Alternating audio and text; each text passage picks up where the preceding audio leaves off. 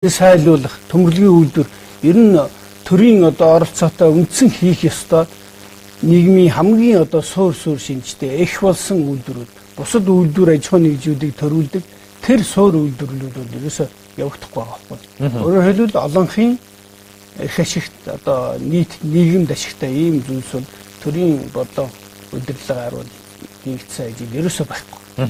Тэгэхээр энэ бол үндсэндээ эдгээр ингээд хүмүүс хамгаалаад зарим ярьж байгаа боловч олон ургалч үзэл янз янзаар ярина. Гэхдээ энийг олон жил судалж байгааны хувьд бол хэлэхэд ерөөсөө суур шалтгаан үндсэн хуулинд байгаа. Тэгэхээр өнгөрсөн 2016 оны сонгуулиар Монгол Ардын нам өмнөхөө ялалт байгуулж олонх болсон. Тэгэхээр олонх засгийн газраа өөртөө огцруулчихлаа. Юу гэхээр засгаа огцруулдаг зөвхөн ардчилсан нам байдаг гэж нэг ийм ойлголт байгаа гэсэн.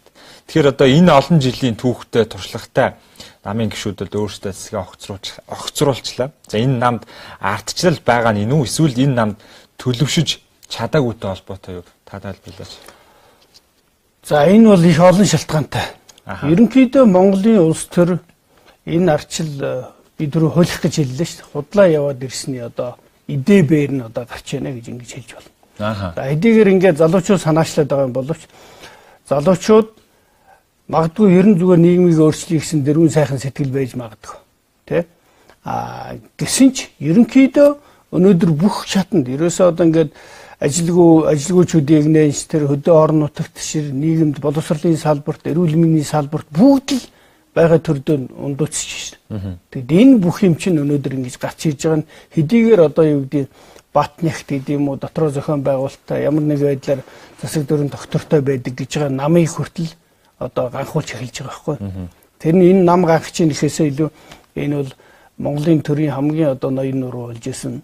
Энэ нам болоод ерөөсөө Монгол төрийн байгууллагын хэлбэр энэ улс төрийн намуудын явж ирсэн арга барил энэ санхүүжилт улс төрийн сонгуульд оролцож ирсэн байдал орон даяар энэ хуваагдсан талцсан хоёр фронтод гарч ин байлдаж байгаа энэ бүх юм чинь худлаа болоод байна буруу яваад байна гэдгийг илэрлэл нь өнөөдөр ингэж гарч ирж байгаа. Тэгээ яг улс төрийн ашиг хонжоо гэдэг утгаараа нэг намынхан ардын намынхаа ингээд хоорондоо алалцж байна хуваагдах нь салах нь гэдэг юм уу энэ намын мөхөл дөгчөн ч гэдэг юм ингээд дүгнээд ээж болно. Энэ ерөөсөө тийм юм биш. Энэ бол ерөөсөө арчилсан гэжсэн намын тэр явж ирсэн энэ бараг өөрт арчсан нам наалдуулсан нэг тийм хэв маяггүй шүү дээ. Засгаа байнга огцруулдаг. Тэгвэл ерөөсөө энэ арчил гэдэг юм чинь өөрөө тэртээ дөрвөө ерөөсөө аливаа ямиг задлах ийм өвдөстэй байд юм аа. Залуучууд өгчүүлийн хооронд нь зөрчилдүүддэг мөн үү? Нийгмийн аль болохоор нь олон хуваан захирах энэ онолын ерөөсөө санаачлагчид онолын үзэл сурталын гэдэг юм уу үзэл санааныхны эцгүүдийнх нь явуулдаг суурь зарчим дээр шүү дээ. Альва улс орныг аккорд мэт байлгаа дотор нь аль болохоор олон хуваа нийгмийн бүлгүүдийн бүгдийн хуваа оюунлаг хэсгүүдийн бүгдийн хуваа намуудын хооронд нь хуваа фракцид хуваа гэр бүлийн хуваа эрчүүдийн эрх эмэгтэйчүүдийн эрх хүүхдүүдийн эрх гэдэг хуваа нийгэм аль болох олон задрах ёстой л гэж үзэж байна. Тэгээд энэ задрлыг таньж мэдэж ухаарч нийгмээ үндэснээ нэгдмэл байлгах энэ ухааныг хэрв олж чадахгүй бол үндсэндээ тэр нь өөрөө гадна дотны зөөш болоод нийгэм хуваагддаг өшөө улс орн хүртэл задрах оюун санааны хувьд задарна шашны хувьд задарч болно. За улс төрийн хувьд ингээд зөрчилдөөнд орчих ийм юм руу очдог. Тэгэхээр энийг манай тэргүүлэх хэсгийнхэн нийгмүүд аль ялангуяа том гэж байгаа нардын нам арчсан нам ухаарах. Тэрнээс биш арчсан нам энэ дээрээс нэг кока авахгүй л ардын намын рейтинг унаад эсвэл ардын нам 2 хуваагдчихвол арчсан нам шаас гараад энэ өнцгөөс ингэж харах юм бол энэ бол улам улс орны хэрэгшигт ирээдүйд бүр илүү их ортой тусах юм ба. Тийм учраас юу хүлээгдэж байна гэхээр нэг юмыг ойлгох ёстой юм. Бид нар тэр 90-ад онд олон намын тогтолцоог байгуулахдаа хүртэл ер нь улс төрийг ер нь ойлгоогүй.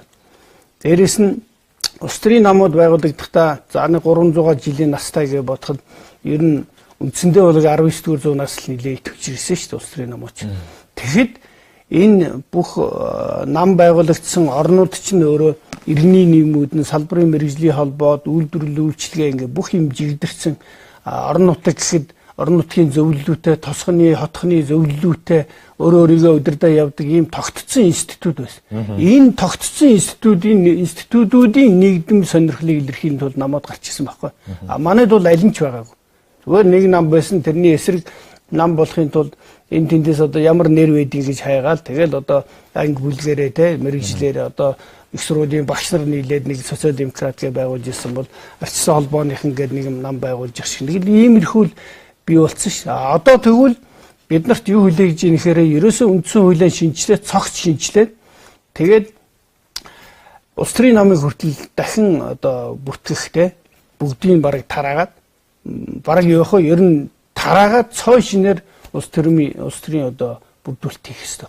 Тэгхийн бол жинхэнэ одоо үзэл санаа нэгдмэл сонирхол те энэ юм дээр бүрдсэн ийм намууд бүрт. Одоо энэ байгаа чинь бол ерөнхийдөө тухайн үед одоо юу гэдэг ингээ нийлсэн нэгдсэн дээрээ бүр бүлэглэл болоод тэгээд энэ 20 хэдэн жилийн дотор бол ер нь ахуй амьдрал, эдийн засаг, бизнестэй хамаг ярьдаг хэлдэг юм баг гэр бүл мөл одоо өөр хүүхдүүд нь хүртэл хоорондоо ингэсэн юм одоо ургийн шинжтэй те бүлэглэлийн шинжтэй аюу хатуу ийм бүлэглэлүүд байгаа байхгүй.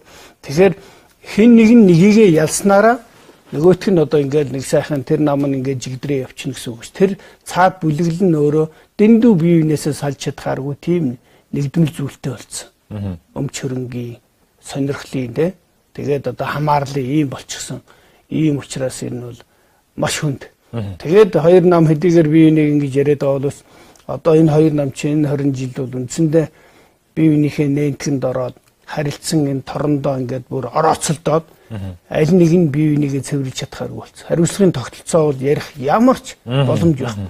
Дээрээс нь хамгийн аюултай нь ард түмнийхээ нэрийг бариад ард талд нь ард түмний массыг ингээ хоёр хуваачаад тэрүүгээр хамгаалтанд орчод байгаа байхгүй. Ардын нам гэдэг тэр 200 мянган хүн гэдэг нь одоо үгдөөгүй өөрөөр хэлбэл нөгөө нүдэн болоо чихэнд үлий гэдэг шиг ардын намыг хамгаалдаг. Ардчсан намын ард талд нь 200 мянган хүн ардчсан намыг л гэж ивэл ерөөсө буруу зүгөө хамгаалдаг ийм юм болчихоо. Тэгээ эдний нэрийг барьж энэ дээгүүр чи идэж уудаг зүгээр хоорондоо холилдсон солилцсон ямар ч юуг одоо ингээд нам дамжсан гэж яриад байгаа шүү. Тэгэхээр тэр энэ бүлэглүүд чинь бол ерөөсөө маш хатуу юм сүлжээнд орчлоо. Тэгэхээр эднийг бүгдийг задлаад шинэ гарааны нэг цэгээс тэгээд цэврээр дахиж үзэл бодлоо оруулах ийм л шаардлага байна. Тэгэхээр ярилцлагаа сэдвийг багахан өөрчлөөд одоо энэ санхүү эдийн засгийн нөхцөл байдлыг одоо бид бүхэн аль нэг улс төрчийн амаар ч юм уу эсвэл нэг тоогоор л ярьдаг шүү дээ. Яг бидэнд яг иргэдийн амьдралд яг яаж нөлөөлөд байгаа вэ? Та нэг тайлбарлаач.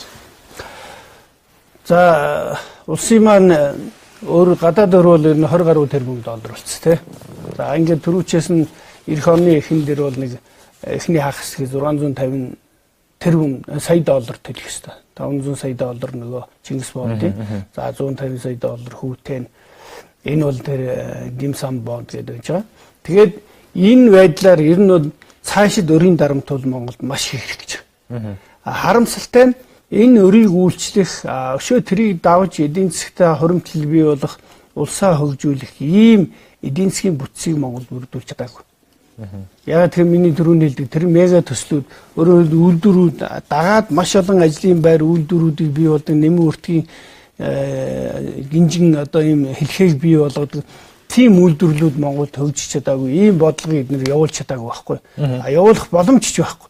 Яг тэгэхээр жилийн дараа байх байхгүйгаа мэдэхгүй байгаа засаг 6 жилийн дараа 8 жилийн дараа ашиглалтанд орох үйлдвэрийн төлөө хувь заяаг одоо тэрийг сонирхно гэж ерөөсөө байхгүй. Тийм учраас өнөөдөр Улаанбаатар хот чинь бохиртой баригдчаад одоо цэвэрлэх байгууламж чинь эх жилээс бүр одоо катастроф болно. Бүр ингээд нэвчлэлт нь үүсээд энэ өнөр танар юу Азийн цагаан дайрын энэ хот руу ч хүн амт ирж чадхааргүй.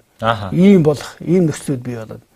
Тэгээд эдийн засаг ерөнхийдөө бүхэлдээ төрийн буруу одоо удирдлага зохион байгуулалтаас болоод манайх зөвхөн зардлын эдийн засагтай. Өөрөөр хэлбэл иргэдийн хэрэглээний эдийн засагтай төрөн ч гэсэн хэрэглээн дээр суудсан зөвхөн зардлын орлогын эдийн засаг байхгүй. Оруулж байгаа юмны үхээр цөөхөн жаахан уул уурхаа байна. Тэр нэг хувь хүмүүсийн одоо хармайг түнтэлэгдэг. дундуур нь одоо нэг зохицуулж байгаа албан тушаалтнуудыг баяжуулдаг ийм л болчихж байгаа. Тэгэхээр албан тушаалтнууд нь тэрбум төгрөгийн хадгаламжтай ард иргэд болоод ажил олгогчд нь тэрбумийн өр зээлтэй л болчихж байгаа. Тэгэхээр жирийн иргэдийг чи хар оюутны зээл. Оюутны зээлнээсээ гараад шууд цалингийн зээл рүүгээ залгаж байгаа. Цалингийн зээлнээсээ одоо тэтгэврийн зээл рүүгээ холбогдох ийм зээлийн эргүүлэг рүү зүгээр л одоо хэрэглээний зээл, автомашины зээл, ипотекийн зээл ингээд зээлийн эргүүлэгт гүн ороод айл өргөчтөр зээлээ үйлчилж чадахгүй, төрч зээлээ үйлчилж чадахгүй ийм нөхцөл байдал үүс. Энэ бол үндсэндээ энэ улс орон ерөнхийдөө эдийн засгийн хувьд бол маш одоо эргэлзээтэй одоо итгэл даахгүй. Би улс дампуурна гэж хэлэхгүй. Ягаад гэхээр энэ их баялагтай учраас хамгийн гол нь асар их үнээр энийг одоо үн цэнтэй юмнууд олон тэрбум долларын үн цэнтэй зүйлүүдээ одоо энэ нэг зээл мэлэндээ алдахад ийм бэлэн болчиход байгаа. Ягаад тэгэхээр жирийн өрхийн санхүү нь өөрөө одоо бүх айл өрх гэж бодъё л да 800 мянган өрх Монгол улсад байна гэдэгт энэний 95% зээлтэй. 90%-ийнх нь ерөнхий баланс бол дандаа хасах. Өөрөөр төсвийн алдагдал гэдэг чинь өрхийн алдагдал, өрхийн орлого нь сая төгрөг байвал тэр айлын зардал нь өөрөө сая 300, сая 500 мянган төгрөг ба. Тэгээ энэ дутуугаа дандаа зээлээр нөхж байгаа учраас үндсэндээ бол Ломбардны банк ус санхүүгийн байгууллага ингээ банкнуудын хоол болоод жирийн иргэд бол өсөж өндөх бол ер нь бол гэрэлт ирээдүй байхгүй. Тэгэхээр энэ бол өөрөө хувь хүний хүсэл хязгааргүй ш. Тэгэхээр тэрийг зөв удирдах чиглүүлэхгүй бол өөрөө улсаар ийм болдог байхгүй. Тэгэхээр эн чинь өөрөө энэ автомашины эдийн засгч тэр ядуурлын их үндэс болж байна, ипотекийн ядуурлын их үндэс болж байна, боловсролын ядуурлын их үндэс болж байгаа байхгүй. Яагаад би ингэж хэлж ийм гэхээр өөрөөр хэлбэл ямар ч орлого үйл ажиллагаа явуулдаг, өөрөө ажил эрхэлдэг, баялаг бүтээдэг ийм хүмүүсийг боловсролын систем төрүүлж байна. Боловсролын системээс гарч байгаа бүтээгдэхүүн чи өөрөө улсынхаа эдийн засгийг тэлэх, ажлын байранд ажиллаж баялаг бүтээдэг, бүтээгдэхүүн үйлдвэрлэдэг, экспортыг нэмэгдүүлдэг. Тэр хэмжээгээр улсынхаа эдийн засгийг тэлээд эндээсээ буцаагаад багш нарын цалинг нэмэх хэмжээний ийм л одоо орлого их өсвөрийг бий болгох хэрэгтэй. Харамсалтай нь тэгж чадахгүй. Харин ямар ч орлогогүй мөртлөө одоо 20 жилийнхээ төсвөр гэдэг юм уу жип аваад унцдаг тий. Тэгээд энэ нь өөрөө зөвхөн улсын баялагийг гадагш нь одоо валют тулгаж урсгаж идэг. Тэр хэмжээгээр төгрөгийнхөө үн ханшийг унгаад байждаг. Ийм эдийн засгийг бид нар хөхүүлж байгаа байхгүй. Улсын төсөв ялгаагүй. Улсын төсөв болоо хөрөнгө оруулалт гадаадын зээл тусламж гэдэг нь тэрний 70% нь урагшаа урсаад гарч. Гадагшаа урсаад. Зөвхөн импортыг санхүүжүүлж. Ийм тохиолдолд төгрөгийн ханш унсаар л байх болно. Улсад бол баялаг бүрдэхгүй мөртлөө зээлийн хэмжээ, гадаад зээлийн хэмжээс тэр өрхийн зээлийн хэмжээ ч гэсэн улам нэмэгдээл байна. Тэгээ ийм тохиолдолд зөвхөн одоо энэ санхүүгийн бизнес хийж байгаа энэ мөнгө хүлэгчид хожино. Улс бол улам л хүнд байдалд орно. Тэгээ тэр хүнд байдал нь өөрөө улс төрийн тодорхой үе шатанд илүү одоо гадны эдийн засгийн хараат байдалд орчих. Ийм эрсдэл байгаа. Тийм учраас одоо энэ засаг унж байгаа байдал тэр намууд үжигнж байгаа энэ байдал ч гэсэн ерөнхийдөө Монголд нэг шинээр хараач. Хэн аль нэг муулахаас илүү ер нь бид нар буруу яваад ирсэн гэдгийг нэгдүгээр хүлээн зөвшөөрөх хэрэгтэй. Буруу яваад ирсэн. Буруу замаар яваад байна. Энэ арчил, энэ зах зээл гэдэг юм чинь бол хөлөөрөө толгой хийх нэр биш ээ. Хамгийн зөв удирдлагатайгаар зөв бас одоо эрхчлөөтэйгээр хослуулан байж иж улс орноо хөгжүүлдэг. Эдийн засгийн маш зөв бодлого явуулж иж гарахгүй бол энэ одоо том гүрнүүдийн хайчинд бол ерөнхийдөө дийлэнх нь ерөнхийдөө хэвтэх ийм нягууртай бодлого байгаа. Тийм учраас хамгийн гол нь энэ цөөхөн монголчууд уучраа болоод нэгдмэл оюун санааны нэгдмэл үзэл санаатай. Дээрээс нь боловсон хүчний нэгдмэл тогтолцоотой. Ялангуяа ард түмнээ нэг болох. Одоо ард түмнээ хуваацсан байгаа энэ юм чинь бол үндсэндээ энэ хоёр намыг л одоо ингэж бид нэр тоглох те манан үүсгэх улс төр болж хоорондоо тоглоод эцсийн бүлэгт нийлбэрийн дүн яг адилхан. нэмэгдүүний байр сольж байгаатай л адилхан баг. Ардын нам, арчс нам гарна. Одоо ингээд дүүжин дайжин шиг нэг нь ялаад нэг нь буугаал ингээд 20 хэдэн жил боллоо шүү. Юу өөрчлөгдсөн? Улам л доошоо ороод байгаа гэдгийг л ойлгох хэрэгтэй байна. Яг таны сая яриан дээр дурддагтлаа л да. Одоо энэ сүүлд багш нар ажил хайж хэллээ л дээ. Та үүнийг юу гэж харж байна? Багш нарын ажил хайл зүгээр тавьж байгаа шаардлага бол одоо 2.5 дахин 3 дахин цалин нэмнэ гэдэг. Энэ бол өөрөө боловсролынхан өөрсдөө боловсралгүй болцсны нэг шинж. Өөрөөр хэлбэл энэ бол зүгээр ямар ч эрүүл ухаанд орохгүй тоо. Тэгэхээр энэний цаана бол би улс төр явж байна гэж ингэж харж байгаа. Нэгдүгээр тодорхой хүмүүс төрхөрч байна. Нөгөө талд нь би юу харж байна гэхээр энэ бол их зөв юм аа. Ерөнхийдөө бүх салбар ингээд яг бодитойгоор бол тийм байх ёстой л доо. Бодитойгоор бол өнөөдөр багш нарын цалин 2 сая байх ёстой. Тэгвэл энийг чадаагүй учраас энэ бүгдийг одоо ийм байх ёстой юмыг ийм байлгаж байгаагаараа энэ төр засаг яаж явсан бэ гэдгийг ойлгуулахад нөгөө үндсэн хуулийн өөрчлөлт юмд бол хэрэгтэй болов уу гэж ингэж харж байгаа. 3 дугаарт нь хамгийн суур ер нь бол Монголын нийгэм одоо би түрүү боловсрол худлаа гэж хэлсэн шүү дээ. Боловсрол худлаа, диплом худлаа учраас тэрний ардад хуулих төрийн албаа агшид хуулих улс төрчд гарч ирээд байгаа. Энэ тогтолцоо чи ерөөсөө бас л одоо Монголын нийгмийн буруу явж ирсний дохио байхгүй. Тэгээд энэ бүх юмыг шинжлэхэд бол өв нөлөөтэй байх хэрэгтэй. Боловсролын салбарын цалин, боловсролын салбараас гарсан бүтээгдэхүүн өөрөө энэ салбарын цалинг өсгөж чадах учраас тийм л бүтээгдэхүүн байх хэрэгтэй шүү. Харамсалтай энэ гарсан бүтээгдэхүүн тэгж чадах уу? Чадахгүй. Тийм боломж байхгүй. Яагаад тэгэхээр энэ 76-7 дээд сургуулийн төгсгөж байгаа 150-60 мянган хүүхдүүд чинь гараад 80% нь мэрэгжлэр ажиллахгүй байна. 40% нь огт ажиллагүй байна. Дээрээс нь 2 дээд сургуулсан төгссөн хүүхдүүд цагаан гартаа дипломондоо баригдаад ичээд ажил хийж чадхаа болчихлоо. Бүх газар гологдно. Өөрөө мэдсэн сурсан юм байхгүй. Тэгсэн мөртлөө нэгэн тийм олон дипломтой асар их зардал гаргацсан учраас зүгээр ингээд жирийн ажил хийж чадахгүй ийм байдал руу орчиж байгаа байхгүй. Тэгэхээр оюутан руу энэ 160-70 мянган хүний чинь биш 99% нь төлбөрөө төлж чадахгүй шүү. Зөвхөн 1% нь судалгаагаар 1% нь төлбөрөө намар 100% төлөх чадaltaй. Тэгээд одоо судалгаа харах юм бол нөгөө мөнгө хүлэгчдийн систем гэж ярьсан. Банкус банкны зээлийн хэмжээ намар одоо яг энэ 8-9 10 дугаар сард биш огцом өсдөг. Бүр хэд дахин өсдөг. Жил болгон бүх динамик тийм байна. Ерөөсөө намар болгон яг өдийд ингэж өсдөг. Тэгэхээр эн чинь ийм өсөд тийчээ тэгээ тэрийг юугаар талих. Тэгэхээр эн чинь зардлын эдийн засгийг бий бол одоо ийм хуурамч дипломын төлөө хуурамч боловсролын төлөө ингээ яваад байгаа байхгүй. Тийм учраас боловсролын систем өөрөө үнэн болох хэвээр боловсролын салбараас гарсан бүтээгдэхүүн өөрөө хөгжүүлэгч эдийн засгийн тэлэгч болох хэвээр тэр тэлсэн эдийн засгийнх нь 20% нь одоо төсвийн орлогын 20% нь боловсролын салбарт ордог гэх юм бол өнөөдөр 1.2 их 80 төгрөг боловсрол зарж байна. Урсгал зардал. Тэгвэл энэ өөрөө 2 их 80-ад болох, 3 их 80-ад болох тийм л эдийн засгийг бид нар бүрдүүлэх ёстой шүү. Тэрнээс биш зөвхөн ийм өсөлт байхгүй байхад би өгөхээр чи өгөх гэд бус салбар бүгдийг унгаад бүх мөнгөө боловсролоо өгч бол чадахгүй шүү. Тийм учраас хүсэл байвч засыг чадахгүй. Хүсэл байгаад яг 20-30% гээр ингээд тохироод нэг юм өгье. Тэрийг өгөх их усүр байхгүй. Мөнгө хэвлэнэ. Хэвлсэн мөнгөний хэмжээгээр маргаашаас нь эхлээд сургаар нь барааны үн өсчин. Тэгээд ямар ч ялгаа байхгүй, бодит орлого байхгүй. Ийм байна.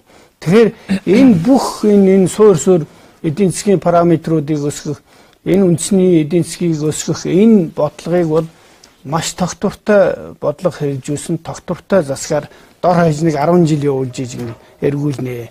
Тийм учраас ер нь бол шуудхан хэлэхэд бол маш хүнд жилүүл бидний хүлээж байгаа. Энэ бол бүр гарцаагүй.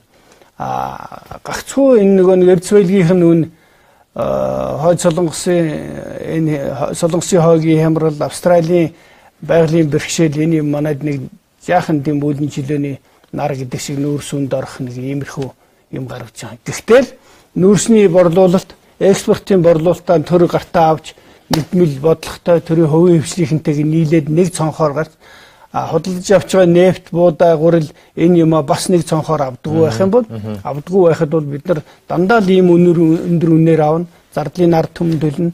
Дандаа хамгийн бага хүнээр урагшин зарна. Хохирлон ард түмэн бөгөөд нийгэм бүхлээрээ л хохирчлаа байна. Энэ бол өөрөө маш гамшигтай ийм зүйл л дээ. Та нэгэнтээ хэрэгсэн улс төржилтийн талаар хэлж байсан л та. Тэгэхээр яг энэ байдлаас гарах арга зам юу вэ? За сайхан асуулт асуулаа. Би бүр зориод ийм юу аваад ирсэн.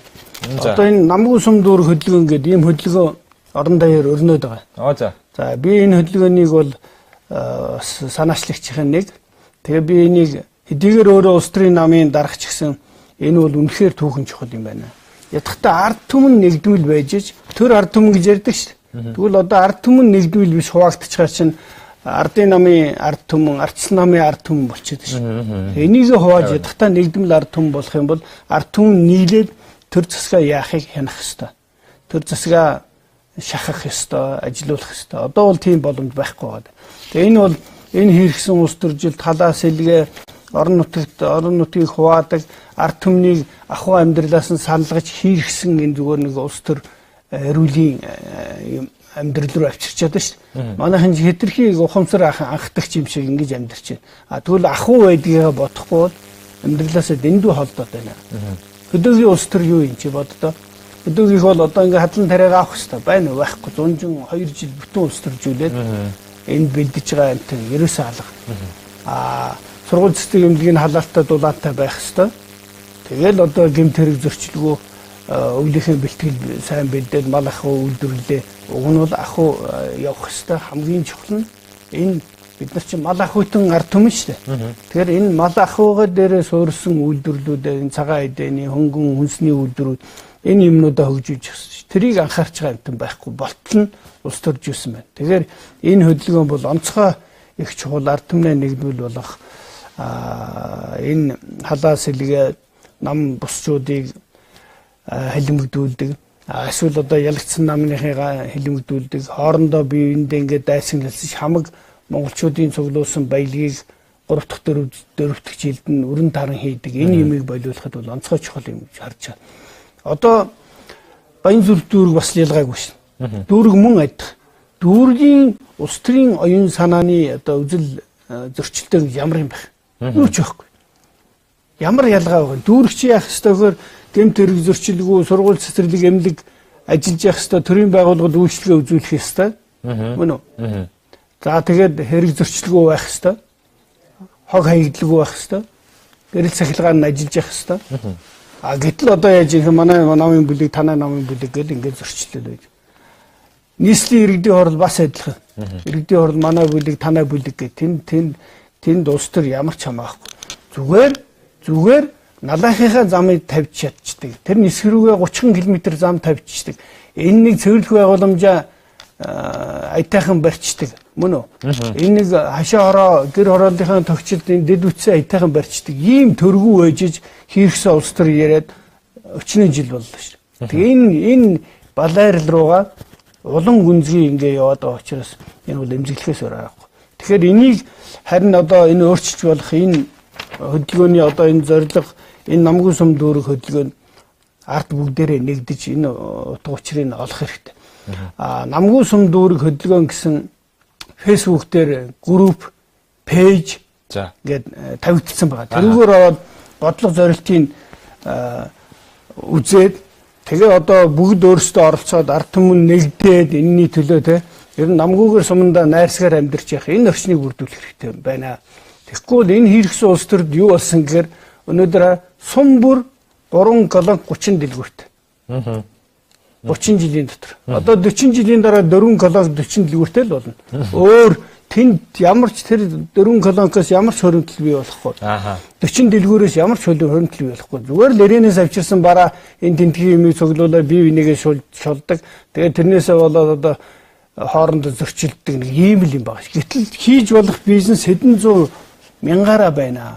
Энэ рүү чиглүүлэхийн оронд энэ хэрэгсэн улс төр чинь ард түмнийг бол ахуй амьдралаас нь холдуулчлаа л гэж ингэж хэлээд байна. Тийм учраас энэ бол түүхэн чухал ийм арга хэмжээ. Тэгээ мэдээж энэ их чухал одоо анхан шатнд ялангуяа одоо үндсэн хууль ярьж байна. Үндсэн хууль ярьж хахад үндсэн хуулинд одоо анхан шатны нэгжид одоо суманд хороо дүүрэгт намын анхан шатны нэгж байгуулдаггүй байх. Нам дүүргийн сонгуул сум дүүрэг гэдэг чинь одоо орон нутгийн өөрөө удирдсны байгууллага шүү дээ. Энэ сонгуульд улс төрийн нам нэр дэвшүүлж ордоггүй байх хэрэгтэй. Энэ маш чухал. Энэ бол бид нар маш буруу хөгжсөн орны систем авчаад ингээ буруудаад байгаа. Тэр орнууд чинь би түрүү хэлсэн шүү дээ. Иргэний нийгмийн байгууллагууд, мэргэжлийн холбоод, фермерийн аж ахуй одоо юу гэдэг аж ахуйтнуудын юм зөвлөлүүд, нутгийн удирдлагын янз бүрийн зөвлөлүүд, ахмадын зөвлөлүүд ингээд төгжсөн ийм институтуудын бодлогыг зангидахын тулд намууд байгуулагдж ирсэн. Гэтэл манайд аль нь байгуулагдаг учраас шууд очингууд зүгээр ард түмнээ хоёр уучаад манай нам таны нам ингээ яваад байгаа нөөрэ энэ их буруу бусармаг онлын бөгөөд практик ийм алдаатай ийм зүйл болцсон. Энийгээ засах ёстой л гэж ингэж үзэж байна. За тэгээд үндсэн хуулиа ижүүрөө өөрчлөгдөхээр эдийн засгийн хувьд бол энэ одоо мөлжилгийн хүүлгийн эдийн засаг эргүүлгээс шүү дээ. Эргүүлэгт орчод шүү дээ. Эргүүлэг гэж байдаг шүү дээ. Аваа явчихдаг. Энэ хүүлгийг зээлгийн энэ системийг өөрчлөхгүй болохгүй. Энийг хэн хийж чадах вэ? Төр нь өөрөө үндсэн хуулийг хөдлөгч байдаг.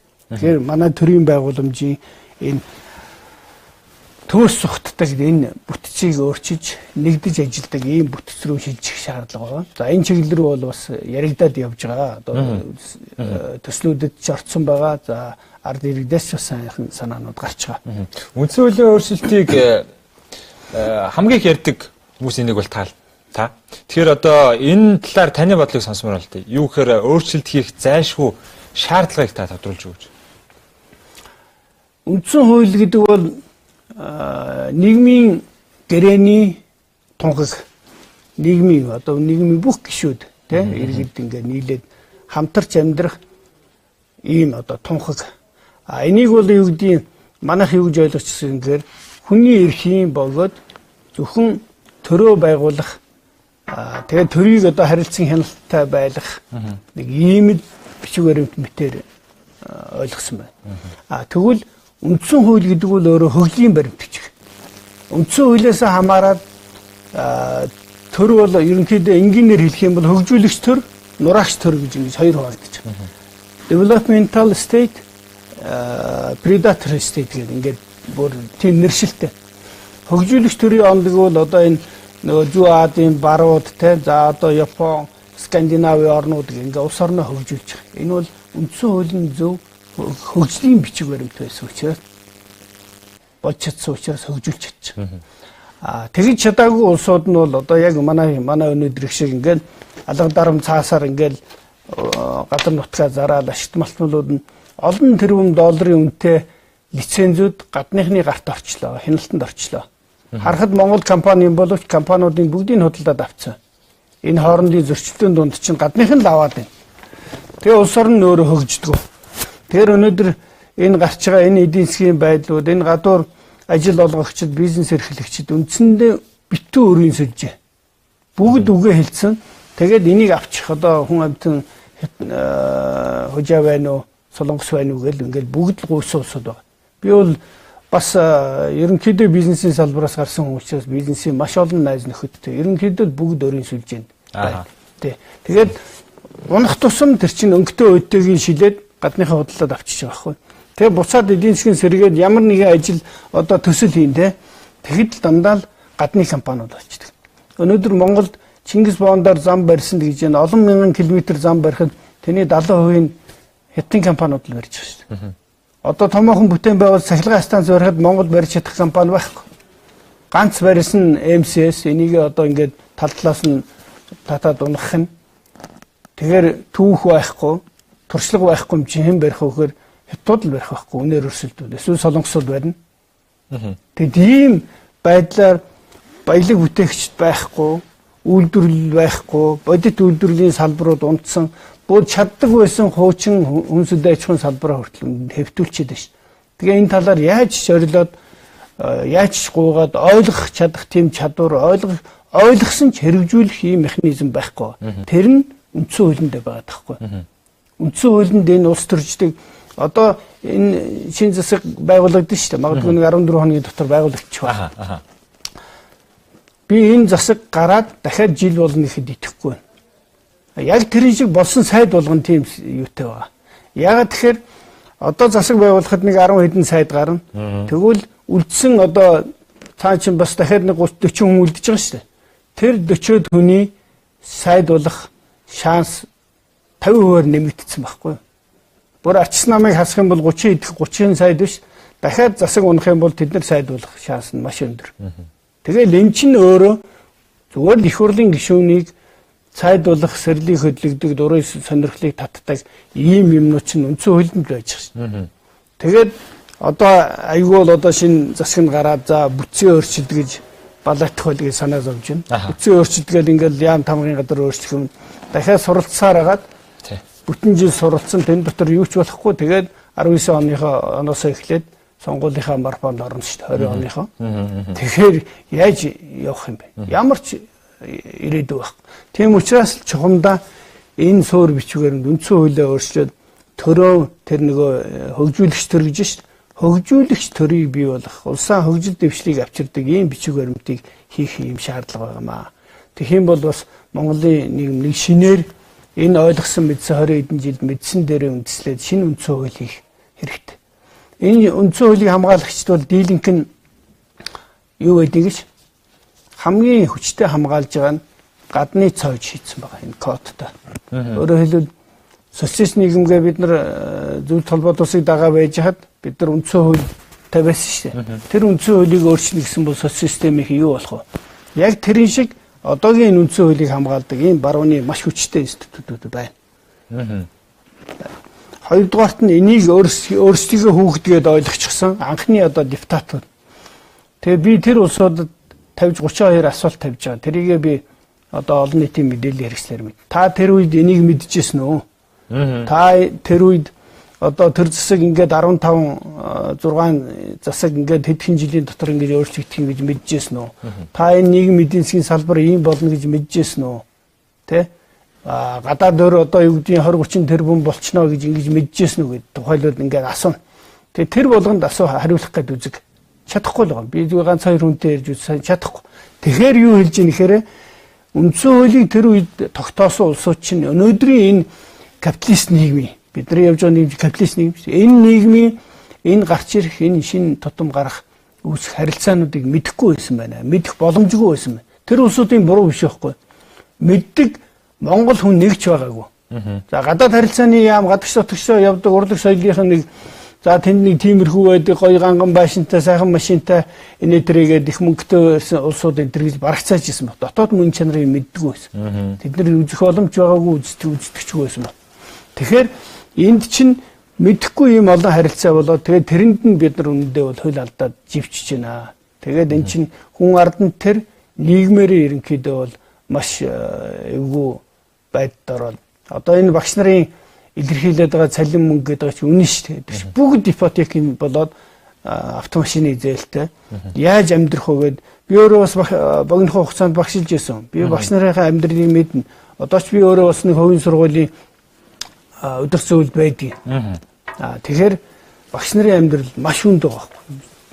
Нойр хоолгүй ажиллах мөртлөө тэгэхээр амралтаараа өстой шал угааж шавар түрхээчүүлсэн намрынхаа одоо хүүхдүүдийнхээ нэг хичээлийн бэлтгэлийг хийсэн гэсэн ингэж л амьдарч. Тэгэхээр эн чинь багш нарын юм байгаа бол эмчнэр юм байгаа бол Монголын нийгэм сэхэтэн байхгүй. Чинээлэг дундаж давхар махар гэдэг хоосон яриа худлаа. Тэгэхээр юу ялж яах нэхээр ерөөсөө нэг 20% нь 80% нь ядуур руу орчлоо. За 1% нь тасархай баяжчлаа. 1% нь банкны нийт хадгаламжийн 90% нь эзэмшиж байна. Тэгэхээр ийм л нийгмийг бид нар бий болгоцсон. Тэгэхээр энэ бүгдийг засыг үйл яах ёстой. Анхнаас нь цоошин дээр л үзэж харах хэрэгтэй шин. Өөр арга байхгүй, өөр зам байхгүй. Яг энэ дээр нэг жишээ аваад танд хэлье л да. Юу гэхээр одоо за засгийн газрын хэрэгжүүлэлт шагналыг зайлны газрын салбарын хүнийг авчираад за тэр талаарх тухайн сэдвээр нь одоо бидэнд иргэдэд ямар хэрэгцээтэй юу болох гэдэг мэдээллийгээд зочноор өрлөө. Тэгэхээр яг ажиллаа бол яг 100% мэдэхгүй байдаг ерөөсөө. Тодруулаад ухаад асуу гэхээр ажиллаа ерөөсөө мэдэхгүй.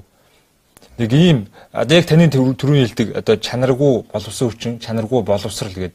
Эннийг уг үндсээр нь өөрчлөх, за үндсэн хуулийн өөрчлөлт хоёлаа ярьж байгаа шүү дээ. Өөрчлөлт хийх гол хүмүүс нь хин юм бэ? Одоо уг нь иргэдийн санаа бодлыг тусгаад, за дээрээс нь эрдэмтэд, хуульчдын, мэрэгжлийн хүмүүс байвал илүү байх болов. Тэгээд өнөөдөр өөрчлөлт орууллаа гэхэд за чанар нь ямар байх болов? За одоо их хурлаас нөгөө ард түмэнд олон нийтэд хэлэлцүүлсэн нэг төсөл яваад байгаа тийм. За тэрэнд эрдэмтэн мэрэгдэл саналаа өгсөн. Зүгээр Монгол үндэсний ардчилсан намын хувьд бол энийг дэмжиж байгаа. Аха. Энэ бол орхол ёстой өөрчлөлт. Гэхдээ энэ бол нөгөө миний яриад байгаа энэ хөгжүүлэгч төр дээрээс нь эргээд яах вөхөр нөгөө нийгмийн хөгжүүлэх ийм боловсролын систем, эрүүл мэндийн системтэй төрийн чадварлаг тийм одоо хөгжүүлэгч төрийг ингээ байгуулж чадах ийм хэмжээний одоо өөрчлөлт болж чадах уу гэхээр чадахгүй. Тэгэхээр ялгаагүй үргэлжлэл дахиад яригдах асуудал. Гэтэ эдний би тэгж бодож байгаа. Ардын намынхан 65 болоо болсон эдний чадах юм нь энэ юм аа гэвэл хамаалга энэ чадхыгаа хий ядах та. Чадхыгаа ч гэсэн. Яг тэгвэл нийжээ некуда гэд үгээд байхгүй. Эднэр энэс муу хөлбөр байхгүй учраас бараг дурын өөрчлөлтийг би бол бас эвтэйхэн тийм шинжил рүү хандсан, хөгжил рүү хандсан дэвшил болж магадгүй гэж ингэж гордож байгаа байхгүй.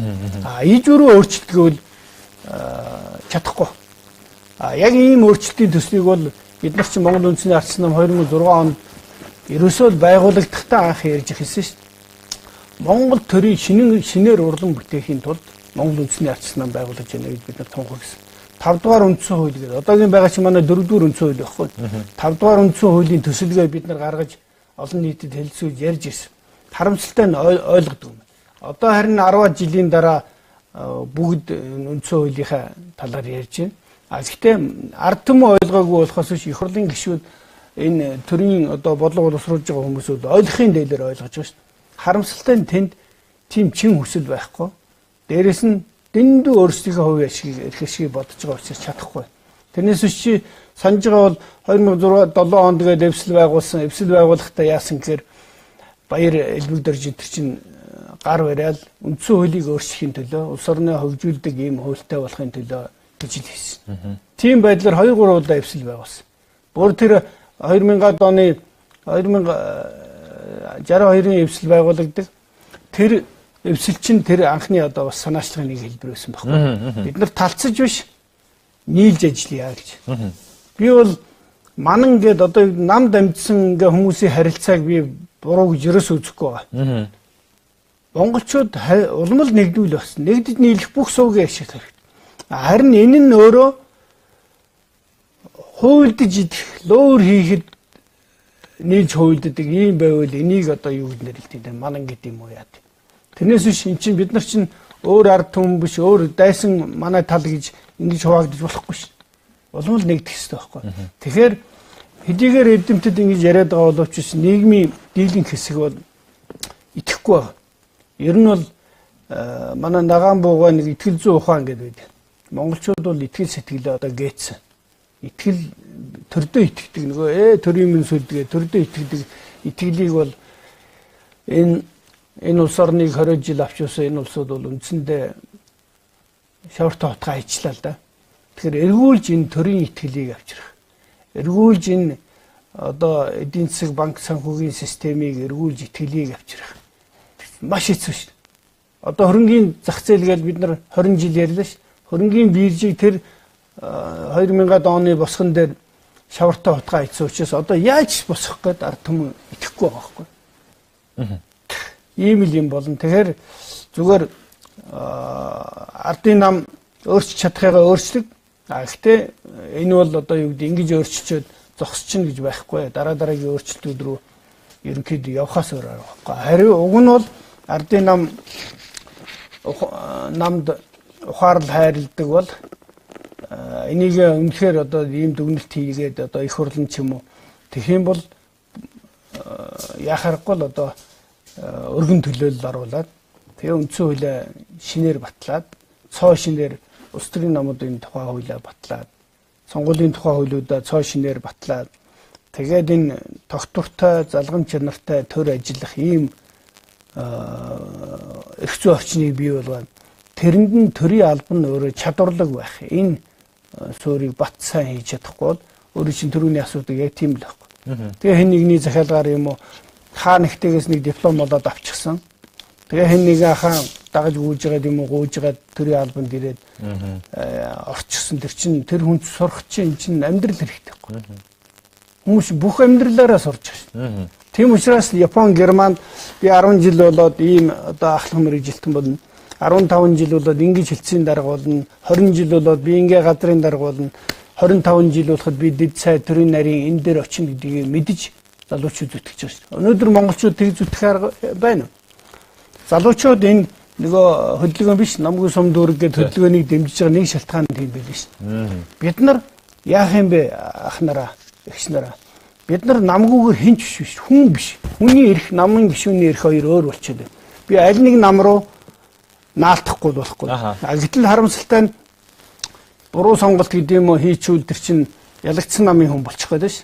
Тийм учраас тэр хүүхдэд үзэл санаа ерөөсөө хэрэггүй. Олон залуучууд гэж аль намыг дагуул би, аль даргыг дагуул би амжилтанд хүрэж болох вэ гэдэг ийм л бодлоо ш. Гэтэл сурч мэдснээрээ зориг ирмэлзэл улам итгэл ороод тэрүүгээрээ тууштай зүтгээд ингээд өөрийнхөө амжилтаар хөгжиж дэвжих ийм бололцоо байхгүй болчихдог. Тэрийг хар багд нь эдгээр боомлчих жоохгүй. Хүний амьдрал чинь одоо юу гэдэг за амралтаараа хаашаа явах уу, юу худалдаж явах уу, дэлгүүр орох уу, кинотеатр орох уу, өдрийн агшин зуурын сонголтууд байдагтай адилхан амьдралын сонголт гэж байна. Энэ бол одоо яг энэ улс төрийн сонголт, намын сонголт, ялангуяа мэрэгжлийн сонголт. Тэгээ ханийн сонголт. Энэ чинь ямар мэрэгжил сонгохоос болоод хүний амьдрал тэр чигээрээ тэндээсээ тийм хүрээлэл бий болчин, тэндээсээ ханаа сонгоно. Тэ? Ямар нам сонгосноос болоод хүний амьдрал оронгоор өөрчлөгдөнө. Авилгач болох уу, одоо юу ч юм болох уу.